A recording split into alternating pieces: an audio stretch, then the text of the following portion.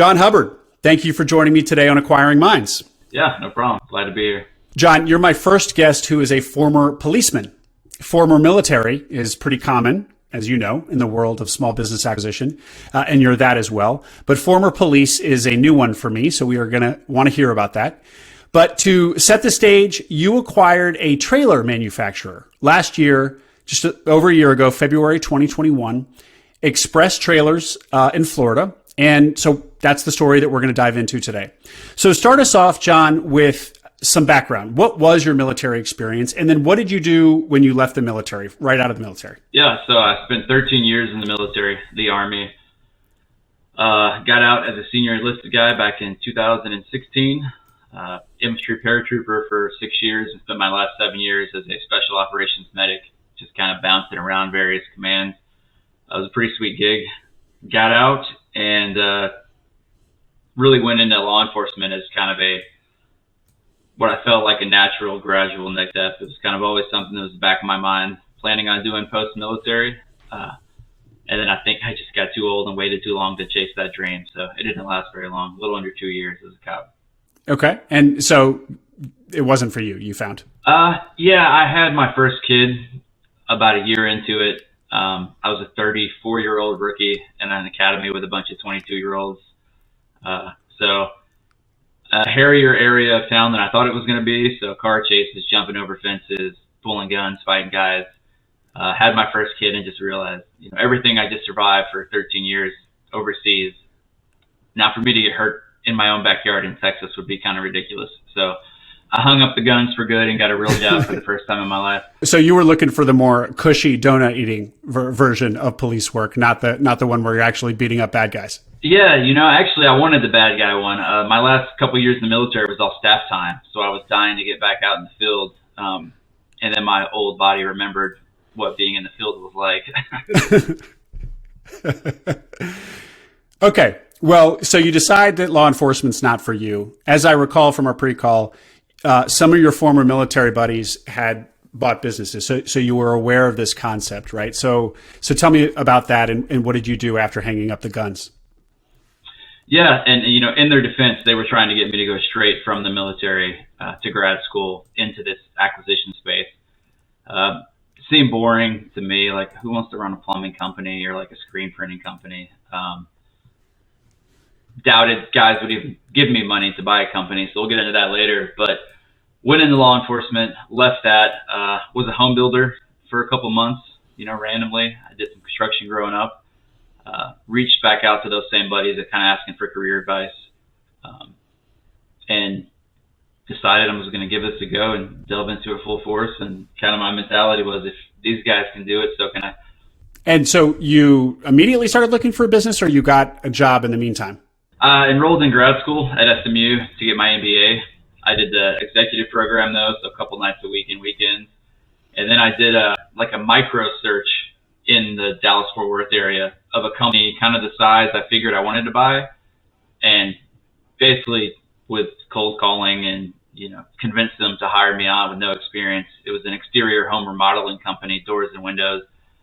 I weaseled my way in there and kind of ran their operations, GM light mode, and ran this guy's business for him, and got the confidence that, I could run a business of this size. So I did that the entire time I was in grad school, ran a small business and got my MBA. And you dropped out there for just a second, John. So while you worked for that company, but you said that it was a search that resulted in you working at that company. So was the idea that you'd work there and then maybe acquire it? No, my idea was, let me find a business kind of economic parameter wise that would be the size I'm looking for, revenue wise, headcount, geographic spread of their business. So a small family held business working just there. I think at the time doing, 10 million in revenue. Not to buy the business ever, just to go and get the physical experience of running the day-to-day of a small company of that size. So I applied to several, and finally one took hold, and I worked there the whole time I was in grad school. So you had kind of a little bit of a longer term plan to search. You were like, I'm going to get my MBA by night. get some operations experience in a company of similar size that I'll go looking for, and do this for 2-ish years, and then go out and look for that company, a business to buy of the size that I've just now gotten all this experience in. Okay. Yep. And this was all in Dallas-Fort Worth, the Dallas-Fort Worth area? Okay. And so while you were at the business that you were working in to get this experience, you found that in fact, you felt quite comfortable that you would be able to do this, that running a business like that, your own business that you would acquire, was something you were capable of. Kind of talk to me about what you learned in the experience working at this company. Yeah, absolutely. And honestly, probably within the first 30 days, I was coming home and telling my wife, okay, I could run this company tomorrow. Like this is fairly simple. And, for the military guys listening, the first time you go to staff as a junior officer and senior enlisted guy, all these things you thought were super complicated, fancy military stuff, you quickly see behind the curtain and you're, okay, this is pretty simple what we're doing at all levels here. It's the same way with the business, I felt like. So within probably a month, I said, okay, payroll, workers' comp claims, finding new warehouse space, negotiating leases, hiring, firing. This is all just, platoon level military, operations you would carry out if you were just a platoon sergeant, let alone a small business owner. Mm-hmm. So, and really at that point, I was kind of kicking myself for having enrolled in this MBA program, because I was thinking, man, I'm ready to search now. I can do this. But, now I'm 6 months into an MBA program. I might as well finish it. So if anything, I think the MBA slowed down my entire search process. One of the things that people from outside the small business world and who don't have military experience find challenging when they buy a small business is the people aspect, specifically the hiring, firing. It might not be the mechanics of the business or the processes. Those are, like you said, pretty easy to wrap your head around. But if you've never been a leader, never been a boss, never been a manager, even in some cases, it's that people picture that can be challenging. That sound like that was for you at all, because you as many veterans will say, just get tons of that leadership experience in the military. Is that correct? Yeah, absolutely. And especially coming from special operations community, as soon as I took over, our mentality at work was, if we don't think they're worth, X amount of dollars per hour, if you think that's too high for these applicants coming in, then just don't hire them. Like, we're going to have a very set standard. If you don't meet it, without yelling and screaming, you just tell guys you haven't met the standard, you're no longer employed here. And let the new guys, when they come on, pay fewer guys better money. So the human relations piece of it was easy, because I kind of grew up in that community in the military, and it doesn't have to be, demeaning or life ruining because you're firing people. You can casually in a conversation just say, this is the standard, you haven't met it, thanks for playing. We'll see you next time. And then we hire the next guy. Really interesting. Yeah. So you basically set a higher standard, pay a little bit more, and just lay out what the expectations are very clearly, and make it kind of binary. You either meet these expectations or you don't. And if you don't, thanks for playing, as you said. And if you do, you're part of the family. You're earning more here than you will at one of the competitors. And I'm not going to be breathing down your neck to micromanage you. Is that kind of the philosophy? Yeah, absolutely. And my workforce is hourly, blue collar employees, so it's different if you're hiring a sales manager, or a marketing guy, obviously. But yeah, I think you'll hear a common theme from a lot of veteran guys that did search finding is, you have a company and then you try to morph it into your tribe like we're used to in the military. So getting uniforms and stuff in place was a big deal for us. And, that first week probationary period, we're trying a new guy out. They don't get a uniform. If they make the cut till Friday, then they get their cap and hoodie and t-shirt. And, they've kind of been accepted into the Express family. And then the only way that works is treat the guys that you do hire, incredibly well, like adults, like they're part of the team. Treat them like soldiers, they'll act soldiers.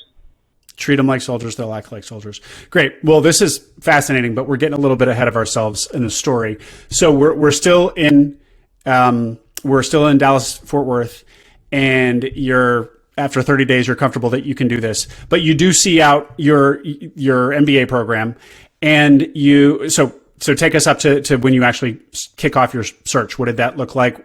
And You're not in Texas anymore. So how'd you end up in Florida? Take me through the search itself. Yeah, well, COVID hit, so our MBA program went completely remote, which allowed me to start searching sooner than I had anticipated. So I'm not wasting time sitting in traffic, going to downtown Dallas a couple nights a week.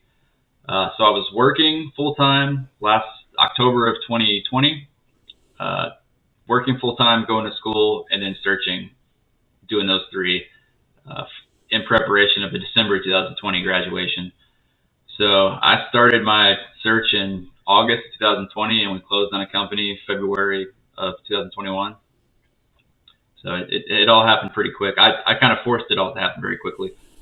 And before you answer what you mean by that, the mechanics of your search, like how did you learn to search? It is kind of a skill, and there are, best practices. How did you go about that? I kept it as simple as possible, mainly because I'm just not very smart and I'm lazy. Biz buy sell. Once I met a couple brokers through Biz buy sell in the Tampa area, it also helps immensely that I knew the one specific county within the U.S. I was willing to buy a business in.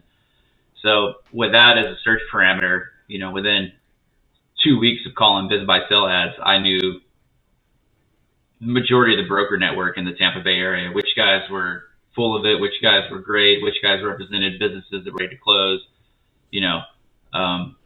so proprietary data scraping manually from Biz buy sell, and then once you make that relationship with 3 or 4 brokers, they just start feeding me deals. But again, that's easy to say when you're only looking in 3 zip codes. So yeah, and so tell people why you wanted to go to Tampa, or you knew that you were going to end up in Tampa. Yeah, it was the first time in our life we could just pick anywhere on a map and say let's move there. Between the military and law enforcement, told where you're going to live. We were both military brats, my wife and I, growing up. So, at the age of 36, we finally get to pick the city we want to move to. My wife's family's from Florida, about an hour from Tampa. I was stationed here for a couple years, broken up when I was in the military, and loved the weather, loved the beach, no state tax, bunch of benefits. So this is where we decided to call home. Big enough city to have, sports teams and entertainment, whatnot. Cool. So you're on Biz buy sell, just with one filter set, Tampa, and you're looking at the listings that you're asking for more information on the listings that interest you, and get to know the brokers. Did you find it hard to be taken seriously by the brokers? This is something that novice searchers often find, is that brokers kind of give them the cold shoulder because they're treated as tire kickers and not serious buyers, which many of them are. You, though, were not. You were serious. Yeah, so one of the things, when I'm telling this kind of story is I will ask the dumbest questions. I will go into things with an irrational sense of self-confidence and figure it out along the way, which I feel like expedites everything if you just ask the dumb questions up front. So I was calling brokers, and they were asking for, well, can I see your PFS? And I'm like, maybe once you tell me what that stands for. And it's a personal financial statement, and you should probably know that, so this probably isn't a good fit. And I mean, some of the phone calls were that painful, but I'd write it down. That means this. Okay, cool. Now I know. And I just, do that for 3 hours a day while I was supposed to be doing my day job at work, and just learned a lot that way. And you can get a letter of confidence from an SBA lender. You can get letters of support from some of your investors if you identified them. And I just backed my way into those solutions just by asking. Good for you. I love that. It's so counter to how most people live, including me. I'll be the first to admit. One thing I skipped over that I want to make sure we touch on. You had said in our pre-call that a number of your military buddies that you knew that had bought companies did traditional search funds, and you decided against that. You made a very deliberate decision not to go that route. Talk to me about that. Yeah, well, the two main reasons. One is I wanted autonomy. I wanted control. This was a lifestyle decision for me, not necessarily an economic decision. I would have chosen this even if I made half the money I would have made at, a JP Morgan, Goldman Sachs or something post MBA. So the lifestyle and the freedom to be the boss at work was more important to me, which I knew I wouldn't get as, a 15% owner of my company if I went traditional. And then as super hyper focused as I was geographically, I mean, if I was a traditional investor, I wouldn't invest in myself if I'm only looking at businesses in, a 10-mile circle. So kind of forced/chosen. Speaking of your PFS, your personal financial statement, and investors, share what you can about what your financial picture was and kind of what size of business you were looking for, and were you going to need investors to buy a business of that size? Yeah, absolutely. So I was just left the police department working for pennies at this company that I convinced to let me, run their operations for a meager wage. And whole life before that as an enlisted guy in the military. So I had to dig for money. It was, let's assume I can put $0 into this because I just spent $150 forming my LLC. And let's see if I can still make it happen. So it was full on in need of investors, while simultaneously I wanted to maintain the overwhelming majority of the company. So I wasn't asking for a lot. Very attractive investee candidate here, man. And I only want to search in one city in the entire U.S. But as I know, it turns out that you were swatting away investors. So, okay. So, but wait, what was the size of business you were looking for? If you basically had no money, how are you going to decide what size of business to go after? Well, the SBA put a cap at $5 million, so I knew I was going to stay under that for purchase price. And then, I felt like once you dipped into the 750 EBITDA FTE range, you got away from a lot of the traditional searchers, family PE funds, the institutional money, if you will, because now it gets you down to the threshold of, well, if I have to pay an owner or, a GM to operate this company, it's not turning much of a profit. So That was kind of the size I looked for. In that, I also wanted one that was kind of on autopilot. So something doing 750 FTE where the owner wasn't actually involved in the day-to-day. So again, I'm adding these uniform parameters to my own search. And then about 400 FTE was the smallest I was looking at. Something you could grow, but not something where I'm answering phones and doing the accounting and quoting the jobs and all that. Yeah, man, you're not lacking for confidence. Unicorn, looking for this unicorn deal, and totally transparent about the fact that you don't have the money, and it's got to be in Tampa, among other things. All right. So, but you do find a deal you like on BizBuySell. Actually, had you found other deals before Express Trailers that went down the path at all toward acquisition? Yeah. So I think I submitted 3 LOIs before Express. They were all accepted in various stages of due diligence. We backed out. Some were just misrepresented by the seller. I'm out of the office every day by noon, and then you come to find out they're out of the office every day at noon because they go and quote all the jobs and they work until 8 o'clock at night. So, Yeah. And then others just fell apart. Lenders didn't like a couple of them, too small. Key employee held too much power. So then we settled on Express. And Express actually wasn't on BizBuySell. It was an off-market deal that Sam, one of the local investors I went with in Tampa, knew through a friend of a friend who went to high school, who worked for a PE firm, that type of deal. And this is Sam Rosati, who people on SMB Twitter and in the searcher world will recognize Sam's name. And how did you get in touch with Sam? Again, me being too dumb not to know any better, I went on searchfinder.com. You could probably go on there and still find my post. And it just said hey, basically, here's my background. Here's where I'm looking to buy a business. Here's the size of the business. I need investors, hit me up, swipe right. And as it turned out, you got a lot of people swiping right. You got a lot of inbound from that one post on SearchFunder, right? Tell me what the response was like. Yeah, I probably got 50 emails in the first 2 days from guys like, hey, we like investors. Hey, I'm in the Tampa area. I couldn't even get to some of them. Some of them just got blown off and forgotten about because my search was so small. I had no sort of CRM, deal flow thing set up for businesses, let alone investors. Because at most I was looking at 3 or 4 businesses at a time. So I had no preparations for keeping all these investors straight. And I kind of pared it down from a list to 3 guys pretty soon, and then ended up going with Sam as the main investor after one phone call. Mm-hmm. So Sam Rosati saw your post on SearchFunder, responded, and he was one of a handful of phone calls you had, and you decided to go with them. You liked him. Yeah, absolutely. Kind of I think after our initial phone call, we were pretty much set that we were going to work together. It's just, let's meet next time you're down here looking at a business. You think the magic to your search funder post was the fact that you're ex-military. So a lot of that just has kind of like a certain sparkle to investors and searchers. Yeah, 100%. It's either that or my profile picture, but I'm assuming it was that. And it's actually funny because that's something that we struggle with coming out of the military is you don't want, one hand you're glad to do these programs, and another hand you're like, I don't want you to hire me or invest in me just because I'm a veteran.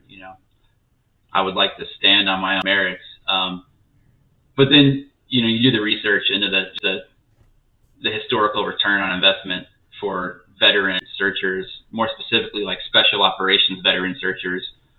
And it helps you swallow a little better that this reputation exists for a reason and it's not charity.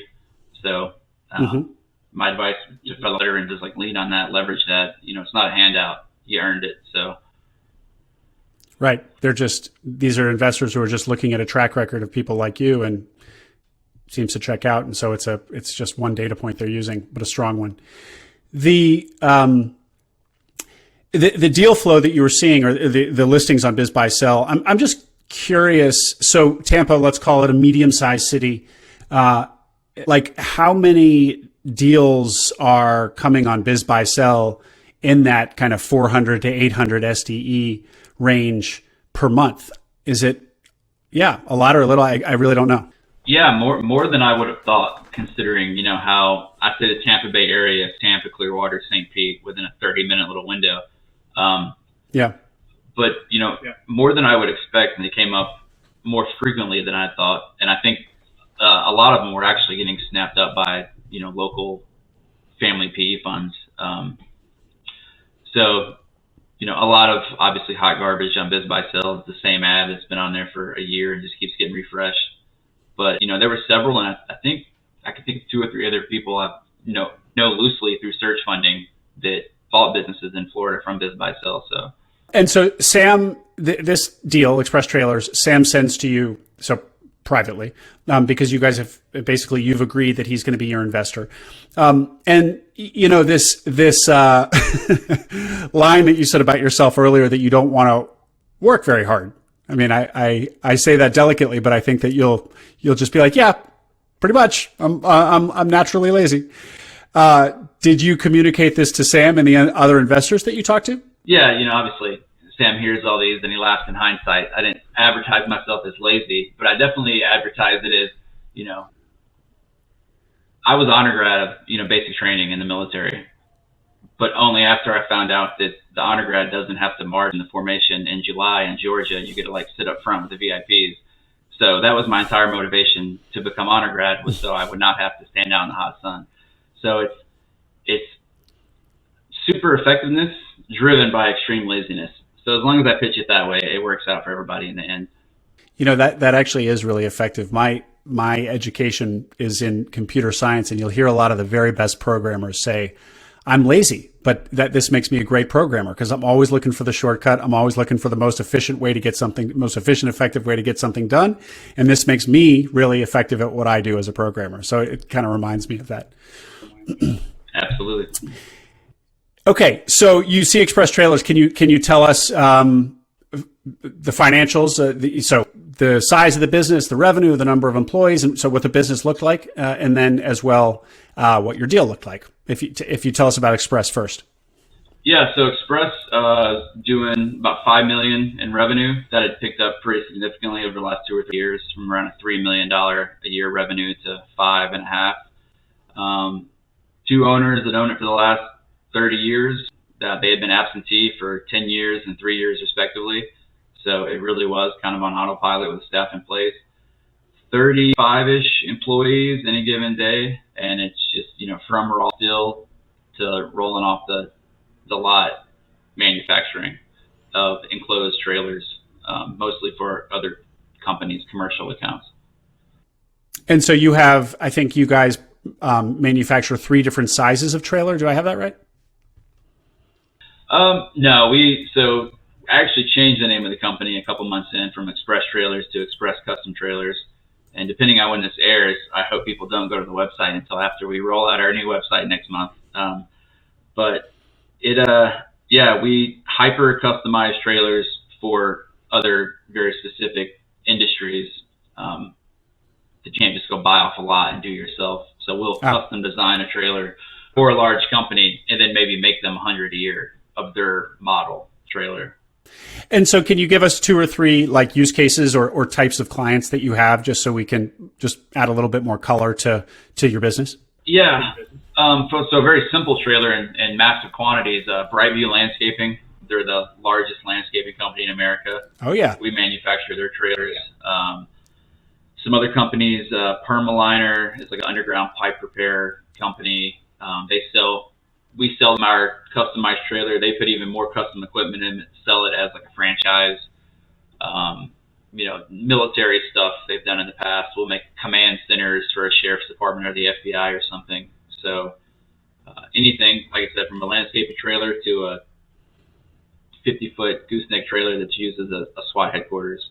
And is this a competitive world of custom trailer manufacturing? No. So trailer is extremely, and I actually passed on the deal the first time Sam sent it to me. I was coming from Texas, which is like, the mecca of trailer making. There's so many manufacturers in Texas, good ones. Had some buddies I knew that had family that were kind of in the leadership levels of these companies, and it's very cutthroat, race to the bottom type thing.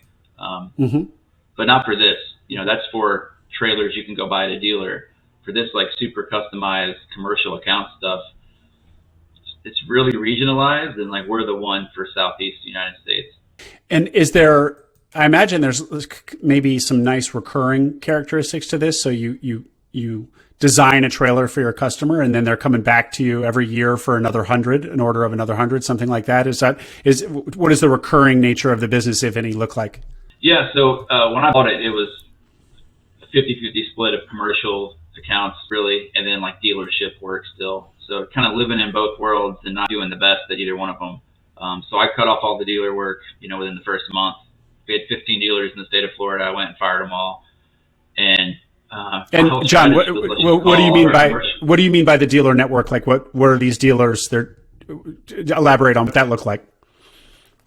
Yeah, making a stock type trailer, if you will, and then selling, 100 of them a year to a particular dealer, and then they sell them to customers come in like a car lot. Oh, this is an Express trailer. Is not what Express did anymore, and the business just hadn't caught up to it. So it's not what Express did anymore, but you had these relationships in place. It sounds like a bold decision to go and fire all 15 dealers, which I think you just said is represented half the business. So, talk to me about, basically talk to me about your transition. So when you acquire the business, you go in day one, talk to me about the first 30 days and then get into this particular decision and when that happened and how you had the confidence or whatever to do it. Yeah, well, the day-to-day didn't change for the employees because the 2 VPs that were running the company or the absentee owners were still running the company. So I was, an absentee owner in person, if you will. I threw a standing desk in between their 2 desks and said, I'll be here most of the time. So from day one, I got to just work on the company, on the business, not in it, like everyone says.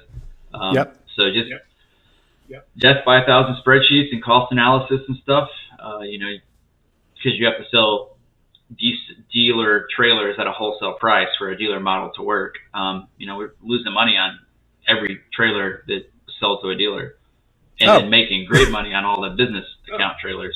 So it was as easy as, well, let's just stop doing what we're losing money on and do more of what we're making money on. And that's what we did to simplify a decision down to that Barney level. That's all it came down to. You were literally losing money on every trailer that you sold through these dealer networks. And now, does that not make you, the 2 people running the business, what were their titles? So at the time, president and general manager. They're now both vice presidents. Didn't make me leery, only because through due diligence we learned that the previous owner still controlled everything, and they were trying their hardest to get out of the dealer model for probably the last 3 years. But the owner didn't want to rock the boat. He was ready to sell. Probably one of the most stubborn human beings you'd ever meet. So they begrudgingly kind of did it. And the crazy part, the business was still super profitable and making money. And I'm glad he didn't change it, because I would have paid twice as much for the company. Yeah, totally. So, and had you uncovered this fact about the business, that half of it was losing money, or half of it, it's one of two business lines were losing money during your due diligence? No, and it's funny because the reason we are able to buy it, the PE firm that was looking at the deal backed out at the 11th hour, because, they said, I just can't tell what they're making money on and what they're losing money on. And, my dumb infantryman take on it was, well, they're making money somehow. So if I can find out the latter, this is only going to get better. I always wonder about absentee businesses where there's management in place, and it's like, why wouldn't one of those managers have acquired the business? Now, maybe they're just less entrepreneurial. Maybe they don't have the financial means to do it, but you didn't have financial means either, and you made it happen. And you imagine that they already feel a lot of ownership in the business. They know everything about it. They've been running it. So they just seem like the best possible candidate to buy the business. Maybe, yeah, I just always wonder about that. Maybe they don't realize they can. Maybe they don't even know the business is for sale. But so if you could address that, go for it. But a follow on to that is, like, when you come in as the new guy, are they welcoming you? Or are they like, oh, I should be owning this business? Like, what's the dynamic there? So actually, one of the vice presidents who kind of runs the day-to-day office managerial side of the house is the son of one of the previous owners. Oh. And then the other vice president was their first hire. So he's been there 27 years. But between the two, the one that's been there 27 years, his only dream is just, let me make trailers, give me the supplies I need to make trailers, and I don't care about what they cost. No interest in the business side. Just, you give me guys and material and let me do my thing, which I love. Okay. Yeah. And awesome. Then the previous owner's son, combination of, not wanting to get tied down to the family business for another 20 years, not knowing how large of a business you can buy with how little money utilizing the SBA. And then just, physically buying a company from a family member, that could ruin father-son relationship pretty quick. Totally. But, coming in day one, besides just being very self-deprecating and, it helps I know nothing about making trailers because I can't get in the way. And having all these new ideas to kind of drive the company forward, and just letting them do all the things they've wanted to do for the last 3 or 4 years. They're happy, re-energized, ready to go. So the way you've kind of positioned yourself is, because it's kind of like there's always this question of credibility. A searcher comes in, buys a business that they might not know anything about, and they probably have some insecurity. It's like, do I have any credibility here? I'm buying this business that I kind of know nothing about. And you didn't make any bones about that. You didn't try to pretend you knew. You were very transparent. I know nothing about trailers, but you did say, I guess, I'm business oriented and I want to grow this thing, and that's where I'm going to invest my energy. And that seems like that compensated, or more. It sounds like they were very receptive to that. Compensated for your lack of knowing anything about trailer manufacturing. Is it fair? Does that sound right? Yeah, absolutely. Yeah, and the way I framed it too is, I own the company, you guys run it. You guys have been running, you're going to keep running it. And it was a lot of easy wins up front, because I just said, what do you guys need? What have you always wanted to do? How much money do you need to do these things? Like, tell me, what's your plans? And, they came up with 95% of the stuff we've done. My analogy I use is, I took over like a battalion command of rock stars that have just been held back by leadership. So it's easy to be a standout commander when all you do is say, okay, you tell me what you need, I'll give it to you, and I'll protect you from everybody outside the company. Mm-hmm. Focus on, you look down, I'll look outside, and you guys rock and roll. I'd rather, I told them day one, I want to pull you guys back instead of pushing you forward every day. So I'll let you guys know when you need to rein it in. And so far, they haven't crossed any boundaries. So sounds like a dream. Did you diligence the management team? Like, did you realize they were all stars when you bought the business? Yeah, so we did, and we wouldn't have bought the company if both of them hadn't stayed, and that's really hard to enforce, obviously. So it's a big leap of faith at the end, and we weren't allowed to meet one of them until the day before closing. the guy that had been there for damn near 30 years. But they both wanted to remain on and at least fill me out. So it also helped that, pretty much everyone was underpaid at the company. So there was enough money there to come in and within the first 6 months give everybody pretty significant wage increases to bring them up to what they probably should have been at for the last 5 years. So just a bunch of T-ball easy wins set up for me all around the company. I just got to smack for a home run within the first 90 days. Yeah, man, you really are making this seem easy. Was there any bad news? Were there any big challenges when you got in there? Like, to give us some negative stuff here. Yeah, so this is why I almost hate doing the podcast, because it sets like unrealistic expectations up for searchers. But no, like COVID, they were able to stay open. We kept employees. Everything prices went up probably 30% across the board for all of our inputs, steel, aluminum, tires. We raised prices the same amount, and customers haven't batted an eye. We are, basically our production board for this year is already full. We're taking orders for next year. Customers don't care. We don't have a sales team. They never have. No advertising. The phone rings and some company says, "I like what you guys do. I saw you at a trade show. Can you build me 50 trailers next year?" And we kind of say, "I guess. I mean, we'll fit you in." So it's been, most people would say I'm waiting under their shoe to drop, but the way I take this is easy, man. Why isn't everybody doing this? Yeah. I wouldn't want to touch manufacturing myself, but people ask me in my own search, like, what kind of business would you want to buy, Will? And I always say, well, it often is determined by who I spoke with most recently, because the stories are so cool. I mean, this is such a perfect example. It's like, now I want to go out and buy, a trailer manufacturer, given the experience you're having. But you too had not wanted to buy into manufacturing, because generally manufacturing doesn't have a great profile, for searchers, but you did anyway because you liked this deal when you learned about it. But what have you found now owning a manufacturing company about, like, any kind of, in retrospect, any thoughts on buying a manufacturing company, or something you might advise searchers on this question? Yeah, so the biggest thing I learned, if you're looking at the smaller deal size, these companies below $1 million in EBITDA that are labeled or listed as manufacturing, is at that size, probably half of them that say that are actually fabrication.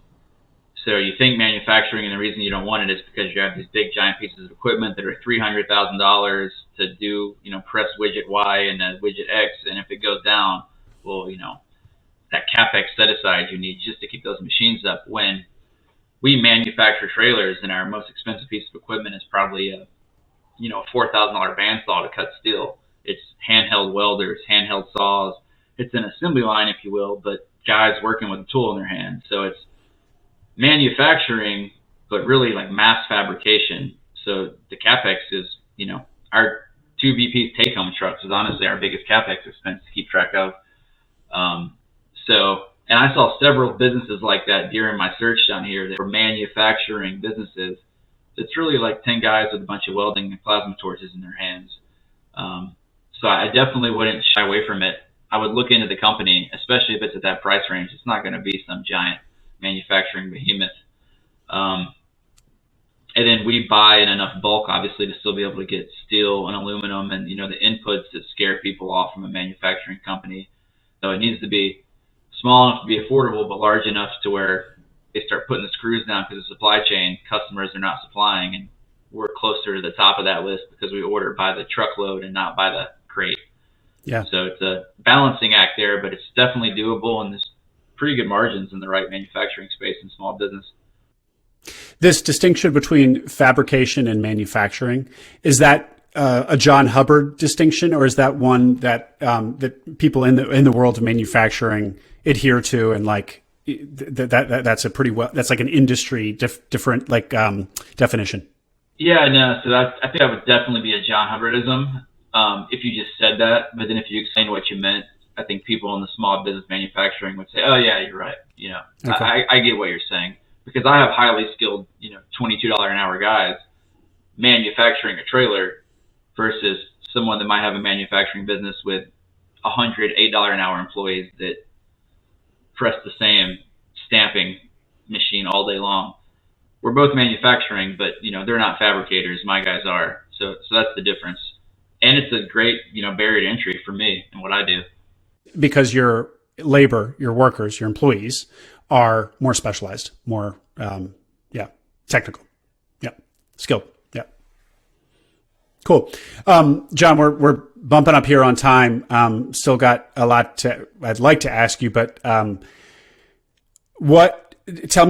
so you cut off the dealer relationships. And so this big decision, tell me what this did. And so what the business looks like today versus when you bought it a year and change ago. Yeah. Staying tried and true to my no dumb questions. The worst they can say is no mentality. I said, cool. We just took, half of our production board for the year. I just dry erased when I fired all these dealers. So we need to refill it. Call every business account we have and ask if they want more. And, 50% of them said, yeah. One customer, went up 5 times their normal annual orders, from like 30 of these to 150 of them, just because we said, we have the capacity. Do you want them? Oh, yeah. Oh, by the way, we're raising prices 35%. But if you lock them all in for a year, we'll give you, a discount. So we've kind of switched to a stocking program thing. I give these guys discounts, but they give me their production orders in September of the year prior. Mm-hmm. So the goal by next year is to have our entire 2023 board full before the year starts. And we almost have, 2022 full right now, and we just hit April. So the goal is to be 100% commercial recurring accounts. Their trailers come off the lot turnkey. They have to worry about nothing. We can deliver it straight to their end user customer if they want. So it's great, fire and forget business. And just doing that, these trailers go from a negative profit margin to around a 45% margin per trailer. We have less guys. In Q1 of this year, we have less employees, made less product, bought less inventory, so our cost of goods was lower, and made more money. And we'll just keep doing that as long as we can. I love it. I love when one tweak. It was more than a tweak. It was a big change to the business, but where one decision can just dramatically change the trajectory of a business or take it up to the next level like this. It's great. So what was revenue when you acquired it, and annual revenue, and what will annual revenue be for 2022? Yeah. So when we acquired it, they had just done 4.9. We did 5.6 last year. We'll probably for this year not do much higher than that. Probably right around 6. But on that 6, almost double EBITDA, just because it's I tell, Dan, my VP all the time, like, I don't care about revenue at all. Mm-hmm. I care about the margins. Give me the gross margin, give me the net margin. If we can make, $2 million a year, but do $2 million in EBITDA, that's a better year than growing to $12 million in revenue and still only doing $750 in EBITDA. So sure. We'll continue to grow slowly. Just with our kind of soft orders and run rate we're at now, we're going to accidentally probably turn this thing into a $12 million revenue company by 2024, just by increasing our margins and, almost firing customers to keep the customers we want. Yeah. Because we set our margin, this is what we're going to make, and that's how we dictate the price of the trailer, and they either say yay or nay. We don't do any market analysis, check our competitors, because we really don't have any. John, I gotta let you go on that note, unfortunately. But 2 questions. First is just anything you'd advise other searchers out there. You're so humble. Yeah. You know what you are? You're humble but extremely confident. You're like, don't work very hard. Not a genius, but I can do anything. So it's an interesting combination. Go ahead. I tell my wife, I say, you give me the CEO job at Pepsi, give me 90 days to figure it out, and I'm sure I can run Pepsi. But that's how I got my wife, is irrational self-confidence. So it works. But in that vein, just ask I go to these conferences and stuff still for searchers and potential searchers and stuff, and people leave not knowing so much more than they could have just because they're afraid to look dumb. Yeah. I'll plop down and have a beer and be bragging about my little $2 million, trailer company and walk away, and someone will be like, oh, you know who that is? That, they sold their business for $250 million and now they're an investor. And it's like, okay, cool. He had a terrible shirt on. Like, we're all just normal dudes, just asking questions. And, and now from asking all these stupid questions for the last 4 years, people call me twice a week now and searchers are asking me questions, So you go from the guy they're laughing at to the guy they're asking advice from. And you just have to not care. I just really don't care. Cool. Well, that sounds like not searcher specific advice, but just good life advice. John, how can people get in touch with you if they want to be the third or fourth call of the week asking you questions? You can bluecordcapital.com. I kept that up. I really only made it as my search fund vehicle and left it up afterwards just so people can get in touch with me. And eventually one day I will use it for like my portfolio of the 7 companies I own. But bluecordcapital.com or John at Blue Cord Capital. And like I said, I answer anybody. I talk to anybody. People call me and ask me, because I'm so open, like, what was your credit score when you applied for your SBA loan? Like, do you smoke? Like, I'm taking a life insurance exam that's required by my lender and I smoke marijuana. Like, what do you think? You live in Florida, right? So there's no questions off limits. I'll answer them all. Cool. Well, audience listening to this, take John up on that. As you can tell over and over again from this interview, he is indeed a very open guy. Really fun to talk to somebody so open, John. Thanks a lot for your time. Yeah, absolutely, man.